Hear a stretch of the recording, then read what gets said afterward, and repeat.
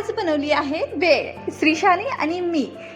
श्रीशा सोबत असताना केवढा मोठा पसारा होतो हे तुम्हाला काही सांगायची गरज नाही आणि तुम्हाला हे दिसणारच आहे। त्याच्या अगोदर नाईटला आम्ही गेलो होतो मम्मीकडे, कारण की मम्मी पप्पाची होती ॲनिव्हर्सरी। मम्मी पप्पासोबत श्रीशानेही कट करून घेतला केक, छान असा कटिंग वगैरे केकची झाली होती।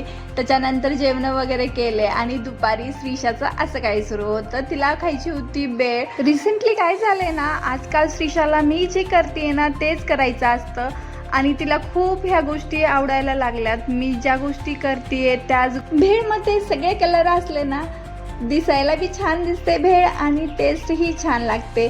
सो मी ते लिंबू पिळून घेतलं, कोथिंबीर ॲड केली, वरतून 2 चम्मच तेल टाकलं, छान असं मिक्स केलं, चिवडा ॲड केला, वरतून आणखीन थोडेसे कांदा ॲड केला आणि इथे तिखट पाणी। श्रीशाला आवडत नाही पण श्रीशाच्या छोट्या छोट्या मुवमेंट मला कॅप्चर करून ठेवायच्यात।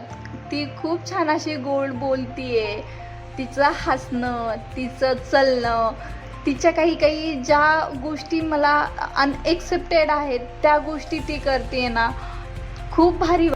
खूप सारे इन्ग्रेडियंट ॲड केले आहेत आणि शेवटला गोड पाणी, चिंचेचं आंबट गोड पाणी मी इथे श्रीशा ॲड करते, कारण की तिला पण खूप आवडलंय हे आंबट गोड पाणी। लास्टला चिवडा ॲड केला आहे खूप सारा, खूप छान झाली आहे टेस्ट असं म्हणते श्रीशा। खाऊन बघितली आणि ही तिची